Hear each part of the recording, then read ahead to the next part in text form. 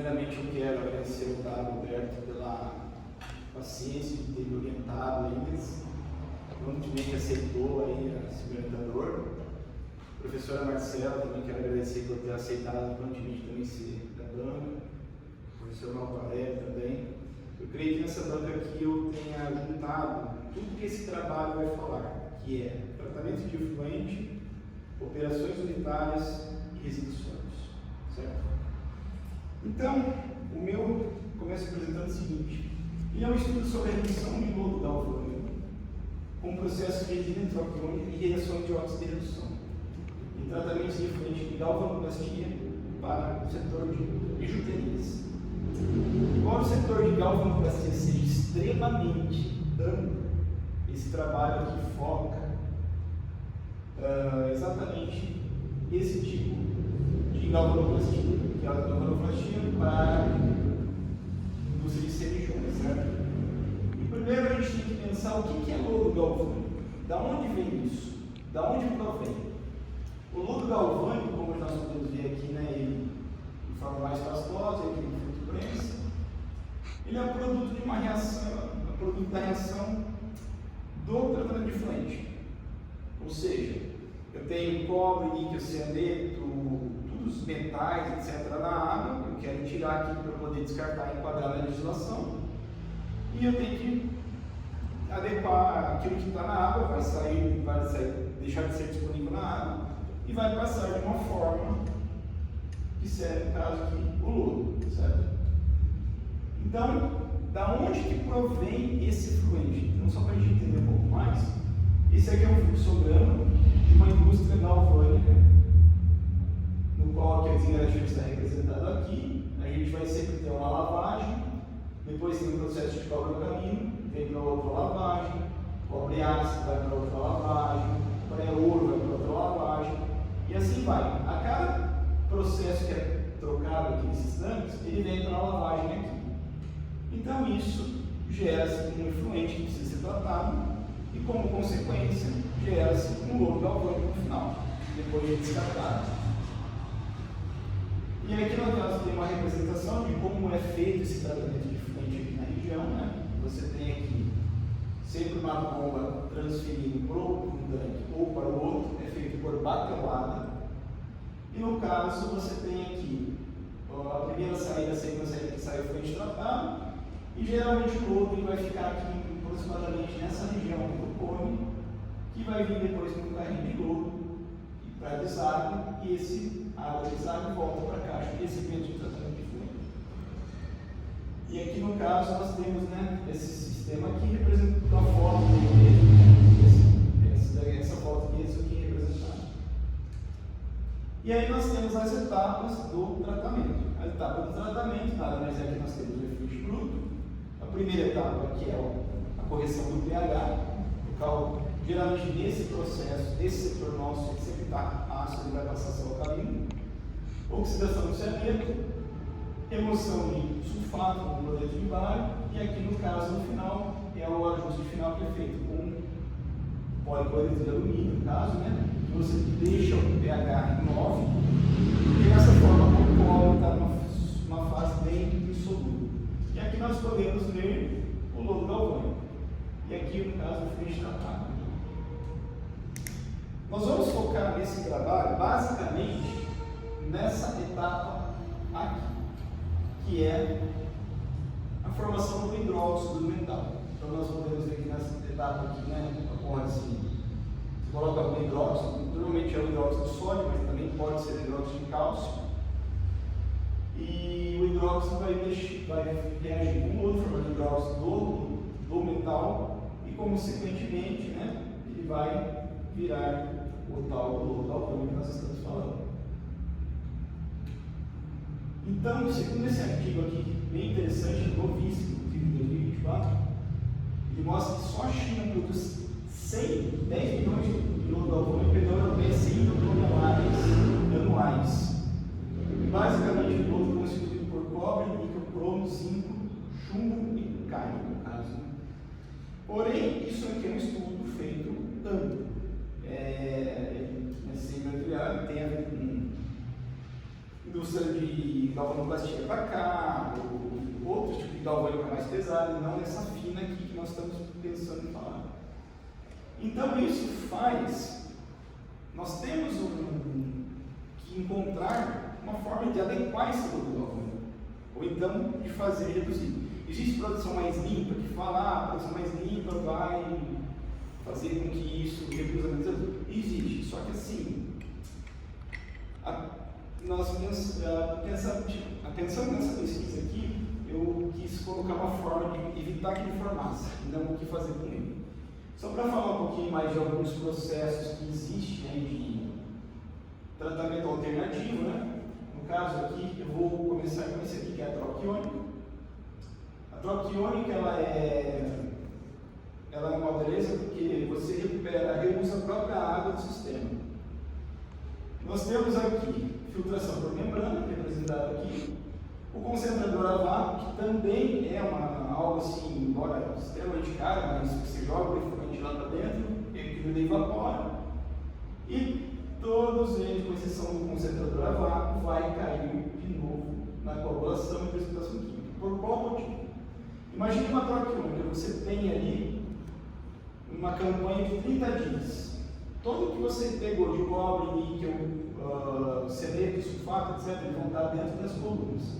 Quando você fizer o processo de regeneração aqui, fatalmente vai voltar lá naquele processo de tratamento inicial. E também você vai cair de novo nisso aqui. Esse daqui, tudo bem, eu evaporo tudo, só que quando eu evaporo algo, o que está disponibilizado na água, solubilizado na água, ele vai ficar. Então, fatalmente, o que eu vou ter no final aqui desse sistema? Eu vou ter lodo galvânico também, certo? As membranas também, elas também têm a contralavagem que tem que ser feita, de ultrafiltração, você também tem que fazer as contralavagens, que também vai acabar indo para o tratamento de fluente. Então, basicamente, com exceção disso aqui, todos esses daqui vão acabar caindo de novo nesse processo que eu fiz um pouquinho de tratamento. Então, qual que foi a ideia dessa pesquisa? Existem muitas coisas que é para fazer com tudo. Eu consigo colocar ele em corante cerâmico, eu consigo usar em forno de processamento, eu consigo usar em outras formas, mas assim, a ideia daqui é essa aqui, se nós utilizarmos uma forma de evitar que o lodo se forme. Isso daí começou, exatamente esse foi o primeiro estudo que foi feito. Vocês podem até perceber aqui, ó, nós temos aqui uma solução de cloreto de cobre, com alumínio, ele começou a precipitar cobre, aqui dá para ver o cobre precipitado, e dá para perceber visualmente aqui que aqui tem uma solução verde esverdeada, né, que mostra o cobre, e aqui você já tem a mesma solução depois de filtrado, tá? Com uma solução mais transparente, que aqui no caso daria o cloreto de alumínio. E uma forma de como que, sim, tá, eu posso fazer isso, mas como que eu faria para, meio que entre aspas, sequestrar esse cobre de efluente de uma forma viável, de uma forma que não ficasse uma pesquisa só aqui dentro da faculdade e pudesse expandir, para que as pessoas pudessem fazer, por termos por custo, a utilização de resinas de troca iônica, no caso, necessariamente a resina catiônica. Então, aqui é um breve, mostra como ela funciona, né? Isso aqui é uma resina de poliestireno, carregada com vinil-benzeno, e no caso, quando você faz uma reação de sulfonação nela, você tem uma carga positiva, que aqui você pode tanto ser do hidrogênio, como pode ser do sódio, dependendo do que você vai regenerar. Aqui no nosso caso, eu representei por essa figura, porque o trabalho foi feito na regeneração com ácido clorídrico, então a disponibilidade depois na resina vai ser o hidrogênio. E a resina, ela tem uma, como se pode dizer? Aqui em cima. A forma de envolver o cobre efluente é uma reação assim, por seu princípio de eletroneutralidade. O que significa uma eletroneutralidade? Imagine que a resina, ela não, se você entrou com um cobre, valência 2, ele vai liberar 2 protões, certo? Ele não vai formar nada, ele não vai criar nada. Ela tem esse princípio da neutralidade. O que você entra nela, ela vai liberar aquilo que está na carne. E depois da regeneração, né, mesma coisa, você tem que entrar com 2 hidrogênios aqui para formar o cloreto de cobre aqui. Porque o cobre também é valência 2, ele ocupa 2 sítios de cobre iônico. Por isso que você tem a formação de 2 hidrogênios aí. E a coloração do verde do lodo galvânico, no segmento de isotonia, mostra uma tendência grande volume de ter cobre. Daí até, né, eu tirei essa referência do Vogel, que é um livro qualitativo, ele mostra muito que as cores dos metais em relação à disponibilidade. Então, daí partiu para a pesquisa, e aí começa a pesquisa que eu desenvolvi em caso, né? Foi utilizada uma análise dimensional de 1 para 10. Eu queria primeiro saber se eu fizesse uma escala de laboratório e estudasse tudo o que acontecia naquele processo de laboratório, o que aconteceria, para poder me dar o gabarito para eu ir para uma pesquisa mais, que eu chamei de pesquisa em escala industrial. Então, nesse estudo eu usei 2 filtros, a escala de análise dimensional foi de 1 para 10. Eu usei essa resina aqui, Samyang KC08, sendo de volume de 5 litros na escala de laboratório, de resina no caso, e 50 litros de resina em escala industrial. Daí foi feito os cálculos, né, de milho equivalente da resina, em relação à concentração de cobre aqui, e o cálculo foi que 1 litro dessa resina KC08 era capaz de ter, de tratamento 270 litros de solução de cobre, uma concentração de 50 mg por litro. Essa concentração que foi feita a análise do fluente, que foi onde apareceu aqui, certo? E daí, nós temos aí a representação dos 2 ensaios, né? Primeiro aqui foi feito essa planta aqui do laboratório, então você colocava o fluente, dá para ver, né? Tem uma coloração mais azulada aqui. Isso aqui era bombeado pelo filtro da resina. Isso aqui era feito por circuito fechado, até que essa água ficasse clarificada. E depois foi feito ele em escala industrial, já com 50 litros. E aí, no caso, aonde que eu coloquei esse filtro em escala industrial? Vocês lembram daquela imagem inicial que mostrava o tratamento de efluente, né? Você tem aqui as caixas de recebimento, bomba, foi feita uma derivação aqui, passa na resina e vai ao tratamento de efluente. Ou seja, uma solução fácil de fazer e também não muito onerosa, para que as pessoas pudessem ter acesso à tecnologia. E aí, no caso, né, nós temos a regeneração com ácido clorídrico, que é onde nós pegamos aquele slide anterior, mostra que se você colocar o ácido clorídrico na resina, carregado com cobre, você vai ter esse líquido azul, que é o cloreto de cobre. E aí, no caso da formação do cobre metálico, o que foi feito aqui? Nesse cloreto de cobre, foi colocado uma disponibilidade de alumínio em excesso, tanto em escala de laboratório como em escala industrial. Por que em excesso? Porque essa aqui é uma reação que, quando acabar o cobre disponível da solução, a reação vai cessar. Então era comum, no final dessa reação aqui, ficar a partícula de cobre bem pequenininha dentro, mas sem reação química nenhuma. Aí você fazia a filtragem desse produto aqui, né, e tinha, no caso, o cobre metálico. E aí, no caso, né, foi feita a fundição do cobre metálico, porque eu queria saber a pureza que ia sair esse metal. Não que a ideia nossa aqui fosse formar cobre, vender cobre, etc. A minha ideia era saber o seguinte: se eu tirar o cobre do efluente, quanto que eu consigo reduzir do lodo galvânico? Porque eu acabei de explicar, a coloração do lodo galvânico sempre é mais esverdeada, inclusive. Vocês podem ver aqui no caso a representação do cobre, do lodo com cobre e do lodo sem ele. Então, no estudo de laboratório, o que foi feito? Foi feito o tratamento de efluente sem passar pelas resinas. Depois foi feito o tratamento de efluente passando pelas resinas com aquele sistema que eu mostrei aqui, né, para vocês. Passando por aqui.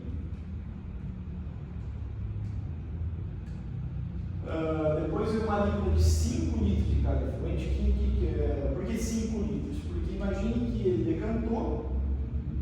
precisaria só daquele fundinho para fazer o estudo mesmo do lodo, que é o que me interessava. Filtrou em papel de 20 micrômetros e secou o estudo por 2 horas. Foi realizada em pesagem de balança seminalítica, no caso, né? A análise das amostras foi feita em equipamentos de fotografia de raio-x e a análise do pedacinho, desse pedacinho de cobre metálico aqui, que saiu aqui, foi feita também com fotografia de raio-x. Isso foi feito somente em escala de laboratório. Por quê? Para me dar todos os estudos que eu poderia ter possível para uma escala mais industrial. Porque aqui eu estava trabalhando com 5 litros. Numa escala industrial eu trabalho com 100 litros. Não é tão simples eu pegar 15 quilos de lodo e levar para o laboratório para analisar. Certo? Então por isso que eu concentrei um estudo mais aprofundado na escala de laboratório. E na escala industrial ficou uma coisa um pouco mais, quero ver a relação ponto e o de massa. Em escala industrial, o que foi feito? 3 meses tratando efluente sem a instalação de um filtro com resina, que foi aquele maior que nós tínhamos instalado no exterior, e foi feita a pesagem de todo o galvão produzido depois de uma semana no leito de secagem. A leito de secagem é aquele primeiro slide que mostra lá. Depois passou esses 3 meses. Foi feito mais 3 meses tratando efluente com a instalação do filtro com a resina. E também foi feita a pesagem de todo o lodo com o mesmo procedimento. Nós tentamos respeitar fielmente. Toda quarta-feira tratava efluente nessa empresa.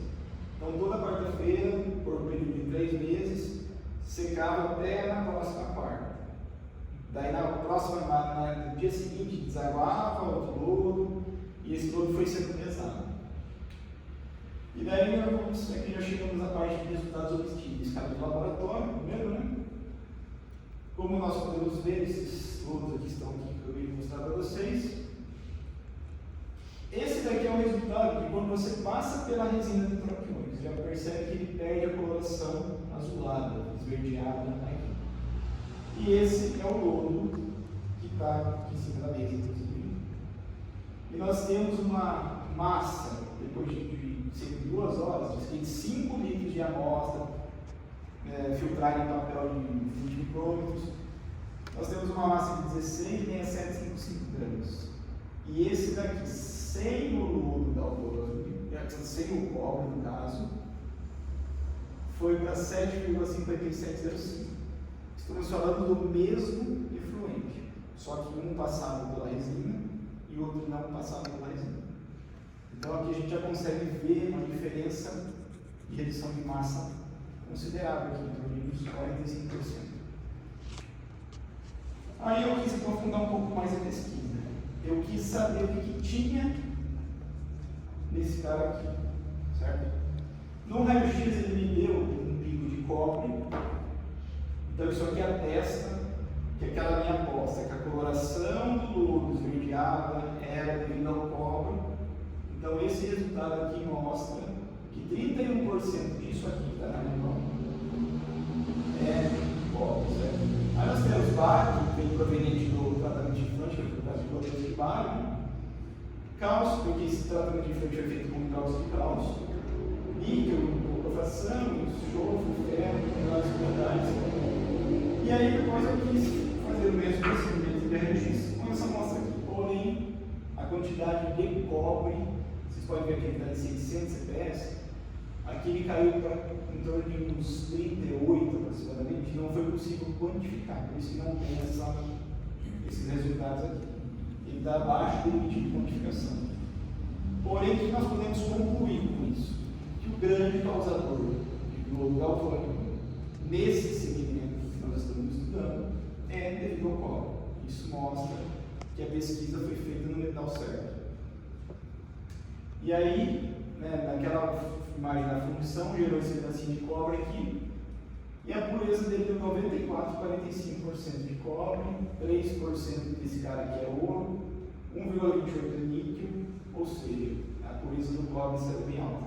Por isso que foi só mesmo para representar, porque isso, como eu disse para vocês, a ideia da pesquisa não é vender cobre, etc. Quanto que a gente conseguiria reduzir de lodo galvânico. E aqui nós vamos para o resultado em escala industrial, e já partimos para a finalização da apresentação.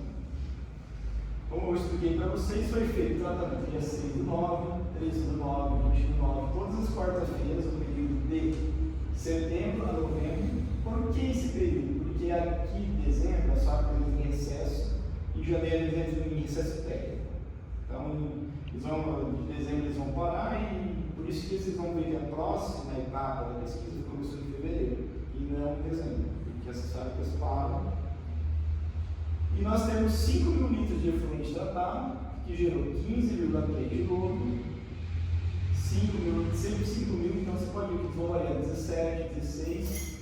Então nós pegamos uma média para esse período aqui de 14 kg de lodo por tratamento de efluente, e dando uma somatória de 179,5, certo? Ou seja, daí coloquei o filtro com resina hidroquiônica em um período de 3 meses, porque 50 litros também mostrando, porque os cálculos naquela concentração daria exatamente esse volume aqui, uma campanha entre uma regeneração e outra, que a gente chama de saturação da resina. E aí nós vamos ter, começou dia 7 do 2, terminou 24 do 4, os mesmos 5 minutos, porque foi feito no mesmo local. E nós conseguimos ver aqui uma redução, né, de 6,3, 7,2, 8,2, sendo que a média caiu para 6,86, nós estávamos falando anterior de 14,96, e a somatória desse período caiu para 82 quilos, antes era 179. Aí eu finalizo para vocês o seguinte, dizendo que a redução foi de aproximadamente 45% da massa de lodo. Consequentemente, também o volume de lodo vai reduzir. Embora nós estamos falando de volume sim, de massa, mas uma coisa meio ligada com a outra, pode se estender para um trabalho de recuperação de recursos, embora que foi só para mostrar, né, uma redução de lodo, mas pode-se pensar, o que eu posso fazer com isso? Posso transformar em cobre metálico? Posso, como eu fiz. Posso transformar em sulfato de cobre? Posso, basta regenerar a resina com ácido sulfúrico. Posso transformar em nitrato de cobre? Posso também, basta regenerar a resina com ácido nítrico. Ah, eu preciso de uma demanda de cloreto de cobre, basta regenerar a resina com cloreto com ácido clorídrico. Então, isso daqui é uma pesquisa que abre um leque para várias outras pesquisas que podem ser realizadas, que é onde eu coloco aqui, né, inclusive para outros setores. Aqui eu estou falando de cobre, mas por exemplo, numa zincagem. Se ele colocar lá um filtro de resina de hidroquiônica e catiônica, o zinco vai ficar na resina, e ele regenerando com ácido clorídrico vai ter cloreto de zinco. Muitas galvânicas de grande porte usam cloreto de zinco, sulfato de zinco. Então você pode ter sim uma recuperação de recursos usando essa tecnologia. E aí eu finalizo a apresentação.